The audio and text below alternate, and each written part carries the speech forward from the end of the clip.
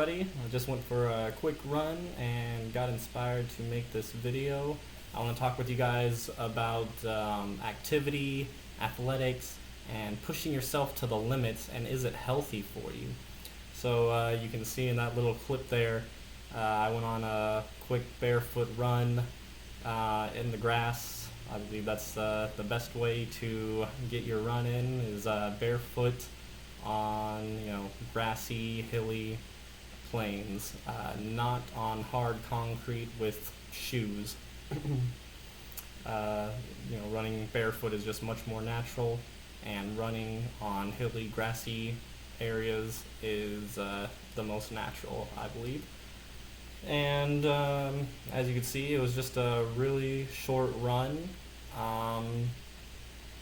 It was like 45 seconds, and I just wanted to kind of give you my thoughts and why I only ran for such a short amount of time instead of going more for like endurance and maybe running a few minutes, 10 minutes, 15 minutes, 20 minutes down the street or anything like that. Why I believe it's healthier just to go for short sprints. So I do that probably a few times a week, probably 3 or 4 times a week. I'll just go out and go on a quick sprint, and I'll just run until I get tired. And I believe that that's how we did it in nature when we were in the wild and we were more primitive. When you think about somebody who's training for endurance or strength, they're working their body really hard and kind of torturing their body in the process of getting to where they want to be.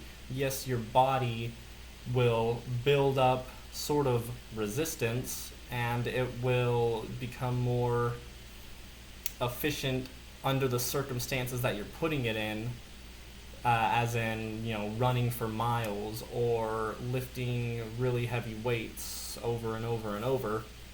Your body's going to adapt, and it's going to become more efficient. And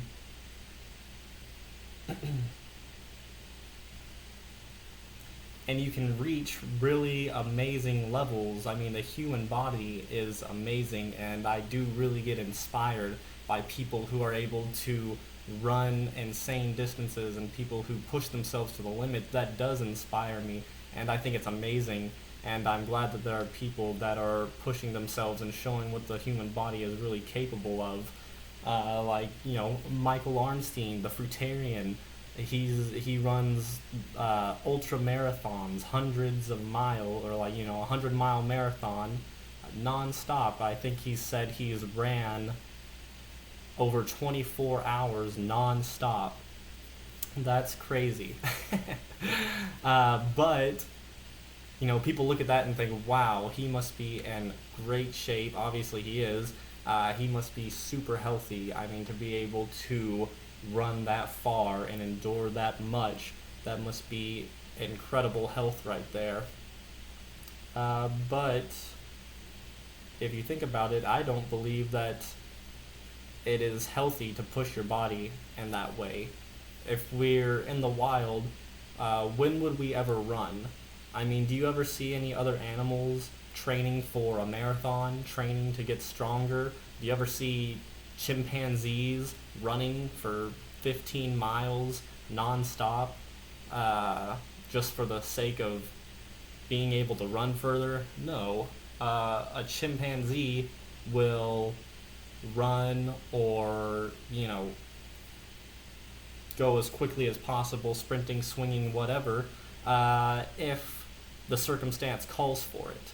If they're excited, if they're playing, if they're running from something, or if they just have some energy that they want to let loose and they just spontaneously want to run, those are circumstances for running. And when you look at an animal in the wild who is running, sprinting, whatever, they're gonna sprint until they don't want to sprint anymore, or until the circumstance that was maybe dangerous for them, like a predator coming after them, is, the threat's gone. They'll stop running and they will catch their breath, and they're not going to want to run anymore. They'll run till they're tired. But when you think about somebody who's training for like a marathon, I mean, they're pushing themselves like somebody who's never ran a marathon. They may only be able to run for 1 minute before they get tired and exhausted and can't go anymore. And when you're pushing yourself like that, going, I got to go 5 more minutes, just 5 more minutes or 10 more minutes, and you're huffing and puffing. You're like, oh my god, I just got to keep this up for 5 more minutes. I can do it. That is very strenuous on the body. And yes, your body will become more efficient if you do it over and over every day. And after months or years of training, you're going to be able to do it like it's nothing. And it will become easier. And most people would think, okay, now that he's pushed himself, he's healthy enough to be able to withstand and endure this. And they see it as a sign of health. But actually, see, what I'm trying to get at is my whole thing is longevity here. Longevity and preserving your life force energy and creating optimal circumstances for your body on a physiological level. So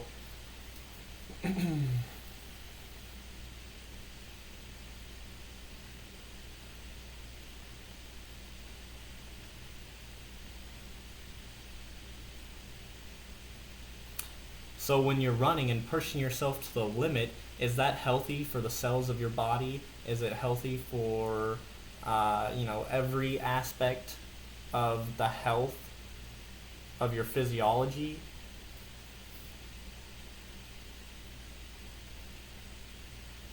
I don't believe so, because look at it this way.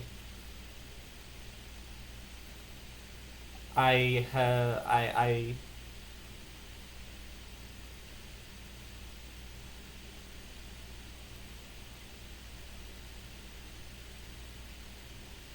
yes, the body can do incredible things. It can adapt and push itself and build up resistance to incredibly harsh conditions. Just like a marathon runner can build up his resistance to the massive amount of running and what the body has to build up to endure that, the body can also adapt to cooked food and unhealthy environments. It can change. It can change up.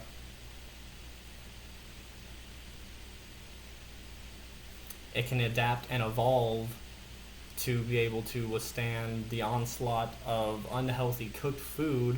And is that does that mean your body is getting healthier? Um, I remember something that in a book I read, 12 Steps to Raw Food. It was actually the first raw food book I ever read, and it's what made me go cold turkey overnight, raw foodist.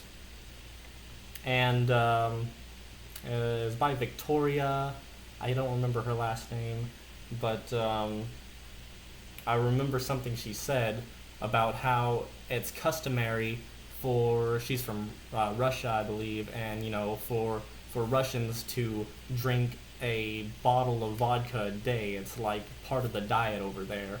Um, it's nothing unusual to see somebody drinking vodka at most meals, a bottle a day. But she said something like, if you were to give a very healthy, say, young, skinny vegan man a glass of vodka, he could end up dying from alcohol poisoning. Just because his body hasn't built up the resistance, it's not prepared for that. And these Russians that are drinking it every day, their body has built up resistance. But does that mean, is that a sign of health? Has their body gotten healthier by building up this resistance to vodka? Of course not. Anybody will tell you that if you're drinking a glass or a bottle of vodka a day, you're going to be unhealthy. And just because your body is building up resistance to this does not mean that you're getting any healthier. And so it's sort of the same, in my opinion, with endurance athletes. They're building up this resistance, but see, if you took someone who drinks a glass of vodka a day and you took them off of the vodka, over a period of time, their body is going to get used to not having the vodka. It's going to clean itself out, and it's going to drop its defenses, and going to drop that resistance that built up that it needed to be able to handle that kind of vodka, and they would end up after a while going back to where they're cleaner, they're healthier, and their body's defenses for the vodka are down. So that is the true sign of health, is when you stop doing something. Your body is, self-repairing, self-maintaining, self-healing. It's always going to put itself in the highest optimal state possible when you stop doing anything. When you stop eating, when you stop drinking vodka, when you stop running, your body is going to have the rest and the time it needs to focus completely on healing itself and being in its most natural, optimal state. So just like with the vodka, you could say someone who plays guitar a lot, well, their fingers will build up callus and they will get tough and hard to withstand the strings, playing the strings all day, and the irritation on the finger. Does that mean that the fingers are getting healthier because they're building up this resistance? Does it mean they're getting healthier because they can withstand the strings now? No, the body can adapt to a certain point, but once he stops playing the guitar for a while and lets his fingers be, it will return to its optimal state of health. And that is the same with runners and athletes, bodybuilders, things like that. When you stop, your body's always going to return to optimal health. So when you stop, your muscles don't start to grow. When you stop, you are not able to run further and have more resistance to the running. Your body lowers its defenses because it doesn't need it, because you're not putting yourself in that circumstance anymore for a long period of time. So your body returns to optimal health, to the optimal circumstance that it's supposed to be in, which is why I believe that endurance training, athletics, is not optimal for longevity and for being optimally healthy on a physiological level, because when you stop the endurance training, your body always reverts back to optimal health. It's never the other way around. When you stop doing it, your body does not get better at running longer distances. It doesn't get better at lifting more weights. It doesn't get tougher and more resilient. It goes back to focusing on healing the body, creating the optimal environment on a physiological level for your body to sustain itself, for as long as possible, as healthy as possible.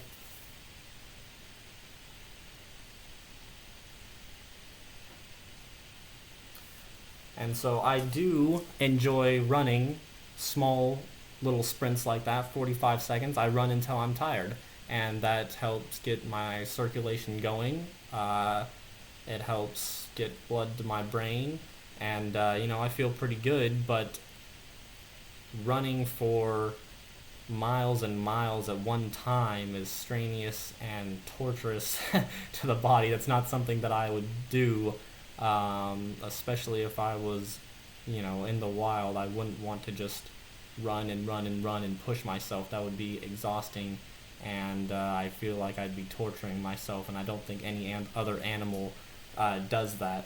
I think that they relax, and they only really sprint if they're excited, if they have to, they have no other choice, and if they're playing. And once they're tired and exhausted, they stop. They don't push themselves any further. They stop and they rest, and that's it.